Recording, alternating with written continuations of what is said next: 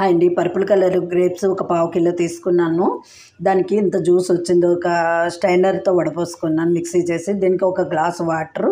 దీంతో ఏ గ్లాస్ సీసాతో మటుకు జ్యూస్ తీసుకున్నాము దాంతోపాటు 2 సీసాలు పంచదార తీసుకోవాలి. జ్యూస్ ఎంత ఉంటే దానికి డబుల్ క్వాంటిటీ షుగర్ తీసుకోవాలి. ఒక క్వాంటిటీ వాటర్ తీసుకోవాలి. నిమ్మకాయ తీసుకోవాలి. ఇవన్నీ కూడా ఇందులో వేసుకుని తీగపాకం వచ్చే వరకు మరిగించుకోవాలి.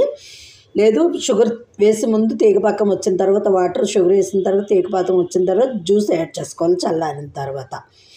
ఇది స్టోర్ చేసుకుంటే నిమ్మకాయ వేసుకోవాలి, చిటికెడు ఉప్పు వేసుకోవాలి. ఇలా చేసింది స్టోర్ చేసుకున్నాం అనుకోండి 6 months వరకు ఫ్రిడ్జ్లో ఉంటుంది. దానికి వాటర్ కలుపుకొని ఎవరైనా వచ్చినప్పుడు మనం తాగడానికి వాటర్ కలుపుకొని ఐస్ క్యూబ్ చేసుకొని తాగడమే అండి. ఇది మీలో ఎవరికైనా నచ్చితే లైక్ చేయండి, సబ్స్క్రైబ్ చేయండి. గ్రేప్ సిరప్ అలాగే అన్ని ఫ్రూట్స్ తోటి కూడా చేసుకోవచ్చు. నెక్స్ట్ వీడియోలో వేరే ఫ్రూట్స్తో చేసి చూపిస్తాను. అలాగే గ్రేప్స్ ఉడకపెట్టిన తర్వాత పిప్పు ఉంటుంది కదా, ఆ పిప్పుని కూడా పాడేయకూడదు, అవసరం లేదు. షుగర్ పాకం పెట్టుకుని దీన్ని జామ్లాగా కూడా తయారు చేసుకోవచ్చు, గ్రేప్ జామ్.